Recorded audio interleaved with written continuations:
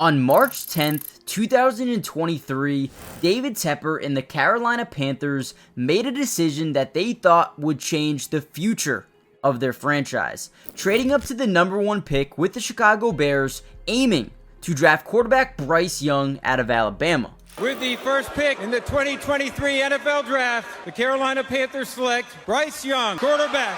However, the Panthers gave up a lot of assets, not only giving up star wide receiver DJ Moore, but also giving Ryan Poles and the Chicago Bears 4 draft picks over the next couple of seasons that would end up being really good players. However, they still believe that Bryce Young was the future of this team, at least at first. On September 16th, 2024, Bryce Young was actually benched for Andy Dalton. And at this point in time, it doesn't seem like Bryce Young's future in Carolina is over. Now, in this video, what I wanted to accomplish was actually looking at those 5 assets that the Panthers gave up and look at how they turned out for Ryan Poles and the Chicago Bears. We're going to look at some of their numbers and see where they rank and see if it was actually worth it for the Bears. But more importantly, at the end of the video, we're going to break down some film on Bryce Young, and I'm going to show you exactly why this was one of the worst trades in NFL history. Now, before we dive into the video, comment down below your prediction of what happens with Bryce Young. Does he get traded? Does he get that starting job? Maybe if Andy Dalton plays bad next week? Let me know what you guys think in the comment section down below. But also, hit the like button. Subscribe if you're new. It's free. Doesn't cost anything. And with that being said, let's get right into the video. First up, DJ Moore, and this was one of the biggest pieces in the trade for Ryan Poles, getting an alpha dog at the wide receiver position, something they've been missing for a long time. Now, during his first season in Chicago, put up 96 receptions for over 1,300 yards, 8 touchdowns, easily one of his career best seasons. Also averaged 14.2 yards per reception, which is right up there with a career high. I think it's safe to say that DJ Moore at this point in time is one of the best wide receivers in the NFL. Maybe not top 5, maybe not top 10, but definitely one of the upper echelon guys that you just want on your football team. And honestly, when you look at his PFF grades throughout his career, he didn't have his best season until 2023. And by far, according to PFF, he was really good. 89.3 grade on PFF, and his previous high was back in 2019 with the Panthers with an 82.2. I think it's safe to say DJ Moore, this was a good pickup. Alright, the next guy we need to break down, it was actually the first draft selection they used with this trade. Darnell Wright, a tackle that they thought could be, kind of generational. Now, so far hasn't been generational by any means. During his 2023 season, played over 1,000 snaps with the team, gave up 11 penalties, which was 6th most, and also had 7 sacks allowed, which was tied with 13th most. So obviously, not the best year ever, but getting better. Still very young, 23 years old, and they expect this dude to be a cornerstone at the position. So far in 2024, in 2 games, has given up 2 sacks and has 1 penalty with an overall grade of 59.5. So not amazing, but still he is developing. And in that same draft, they ended up taking Tyreek Stevenson in the 2nd round out of Miami. And this is a guy who's been solid throughout his career so far. Again, very young at 24 years old. Going to continue to grow as a player. During his rookie season, had 67 solo tackles, which is pretty damn good. He had 4 interceptions, which was tied 5th in the NFL. He also was targeted 110 times and allowed 72 catches. So obviously quarterbacks around the league wanted to pick on him, which is why he ended up getting 4 interceptions, made some good plays, had an overall grade of 60.2 according to PFF. But overall, I think he is a guy that has a ton of potential. Even in 2024, through 2 games, has an interception, and is already getting better and better as time goes on. And last but not least, the number 1 overall pick of last year's draft, From the Carolina Panthers to the Chicago Bears, Caleb Williams out of USC, the next best thing. The guy who was supposed to be that next generational type of talent in the NFL. So far, through 2 games, hasn't been amazing with an overall grade of 44.3, 0 touchdowns passing and 2 interceptions. However, did show a lot of good things in the preseason.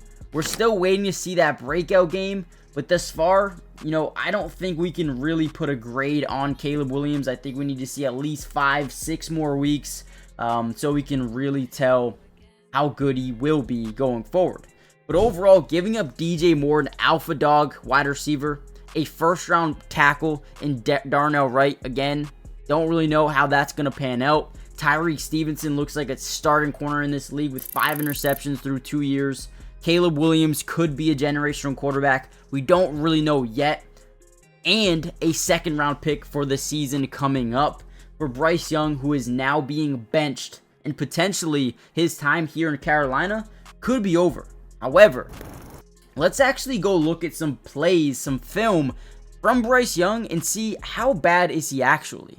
First thing we notice about this play, I'm sorry I'm getting right into it, it's just I'm a little bit kind of surprised here. We're going to have 2 digs over the middle. Who in their right mind draws up a play like this? I don't really know. Why would you have 2 digs over the middle? Maybe someone ran the wrong route here, but I don't know. So again, you got the digs, you got the hitches at the top and bottom of your screen. Now, you guys tell me, when we watch this play break down, what do you think he did wrong here? What do you think he did wrong here? I think this is pretty terrible. So again, the first thing we're going to notice here is the hitches at the bottom of your screen. Just watch this. So as he drops back, first thing though, the footwork just doesn't look natural. It looks like he's just clunky, a little bit slow to get back. That's got to be quicker. That's got to be a quicker drop.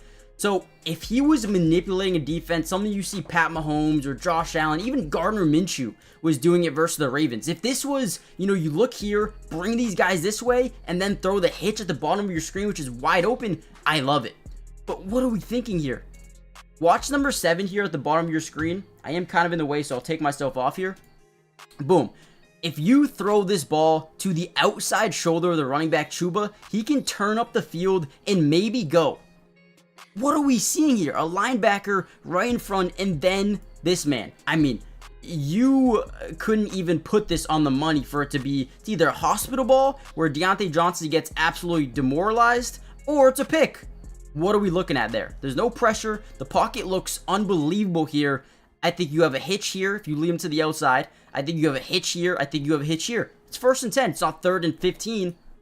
And then you have 2 digs over the middle. It doesn't make sense to me. You guys let me know.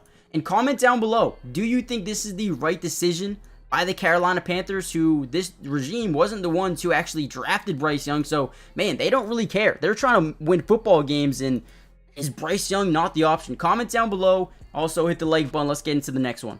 Alright, and then there's this play. I think Bryce actually does a good job setting up his protection, making sure his running back comes up and defends him. I just think it's a really bad block by your running back. You need someone who can pass pro, and maybe Chuba Hubbard's not that guy. So we're going to blitz up the middle by 25. This should be a tic-tac play. We know we have this little, zig outside.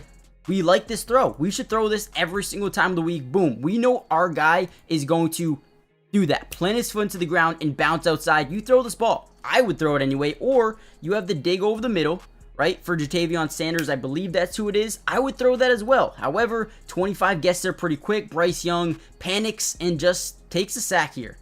Gets to the outside. Again, at least throw the football away.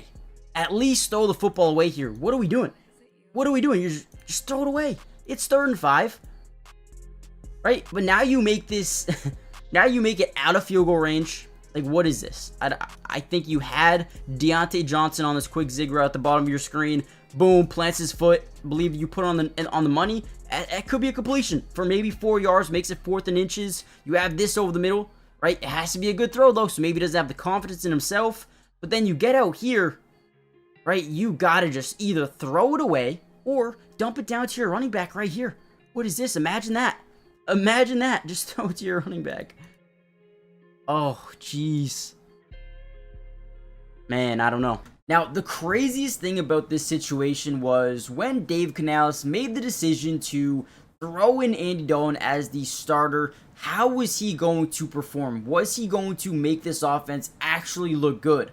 The answer was yes. The offensive line looked amazing. The route running, getting open, but most importantly, Andy Dalton looked phenomenal, right? And there's not really much else to say outside of this offense looked 50 times better with Bryce Young out of the lineup and Andy Dalton in the lineup, which makes this trade even worse, I guess you could say.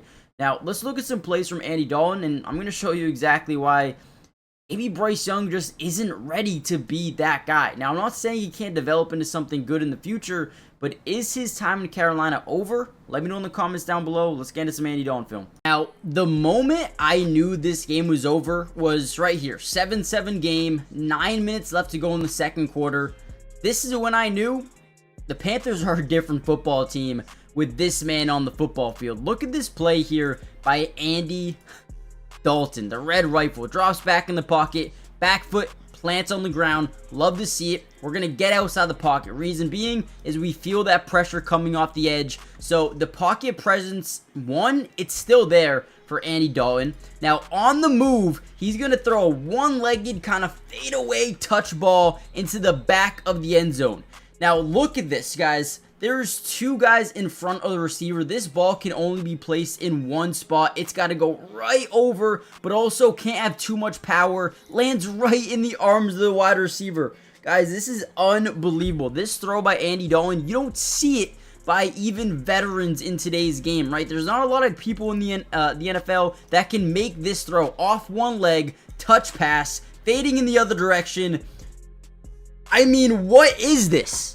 If the Raiders knew they were playing prime, Andy Dalton, they probably would have just gave up before the game even started. Oh my God, what a throw here, man. The footwork is incredible. 1, 2, yep, perfect. 5-step drop. Get that, plant that foot into the ground. Fade away to the right. Man, oh man. I'm getting excited. Now again, look at this one, man. We're going to get Adam Thielen. Unfortunately, gets hurt on this play. But again, I wish I had the All-22. That comes out tomorrow. Again, like I said, if you want that video, let me know in the comments down below. We're going to get some edge pressure off the sides. Again, whenever you're in this 5-step plant, it's actually a 5-step hitch. So basically, when we're in this 5-step hitch, we want to just take that 5 steps back. That back foot needs to hit the ground. And then we need to hitch, right? Step up in the pocket and let that thing fly, right? Obviously, if someone's open, boom, steps up, trusts his offensive line, and then throws an absolute dot. Again, we talk about the placement of this football. I don't get it. I really don't get it. If teams around the NFL knew that this is how Andy Dalton was going to play, he would be a starting quarterback coming into the season, right? This wouldn't be a, Bryce Young hasn't been good, right? This would have been... I mean, this dude played well. And this Raiders team just beat the Ravens. Ooh, I get it. They have a completely different offense. I get it. Right? But, man. It's impressive. It didn't look like Andy Dalton was rusty. It looked like this man's been playing for the past 7 years, just lighting guys up. What a ball, man. That is two throws. And even to go back to that first one, I kind of want to watch that one again. All of these throws are just pinpoint, great accuracy. You can't make this stuff up, man.